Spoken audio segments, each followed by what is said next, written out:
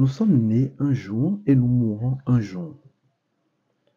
Personne d'entre nous n'a la possibilité de savoir quel jour et à quelle heure il quittera cette terre.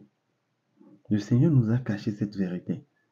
Et aujourd'hui, il s'adresse à chacun d'entre nous dans le livre de Jean 5, au verset 24 qui dit: en vérité, je vous le dis, celui qui écoute ma parole et qui croit à celui qui m'a envoyé a la vie éternelle et ne vient point en jugement, mais il est passé de la mort à la vie. Amen. Nous voyons par ce verset qu'arrivant au moment T de notre vie sur terre, nous devons quitter la terre. C'est une obligation, c'est une évidence, c'est une assurance que tous autant que nous sommes, nous devons mourir un jour. Mais lorsque nous mourrons, quelle est notre finalité? Telle est la question que nous devons nous poser chaque jour.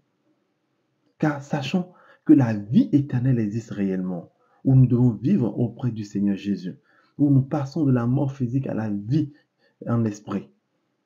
Également, il y a un jugement qui existe. Et cette parole que nous venons de lire nous convainc de ce que lorsque nous recevons le Seigneur Jésus-Christ comme notre Seigneur Sauveur, nous ne venons point en jugement, mais nous allons dans la vie éternelle. C'est la promesse qui nous est due. Alors je prie ce matin que ceux qui ne l'ont pas encore reçu, parce que nous ne connaissons ni le temps ni l'heure à laquelle nous partirons, nous devons être prêts à chaque instant. Et cette grâce que Dieu nous a accordée, c'est de le confesser comme inscrit dans le livre de Romains 10, du verset 9 au verset 11. Répentez-vous de tous vos actes, chassez, annulez toute alliance dans laquelle vous étiez, et maintenant confessez-le réellement comme votre Seigneur Sauveur personnel, et vous verrez votre vie changer. Car lorsque vous le confessez et que vous recevez votre baptême par immersion, au nom du Seigneur Jésus-Christ, vous êtes sauvés totalement et vous êtes lavés de vos péchés, passés, présents et à venir. En cet instant, vous êtes appelés enfants de Dieu.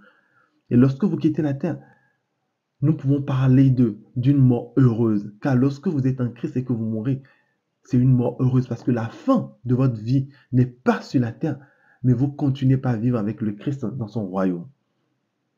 Alors je prie ce jour que chacun d'entre nous, nous puissions checker notre cœur. Si nous l'avons reçu et que nous nous sommes éloignés de lui, repentons-nous et revenons à lui. Car nous ne maîtrisons pas le temps. Nous ne savons pas quand partir.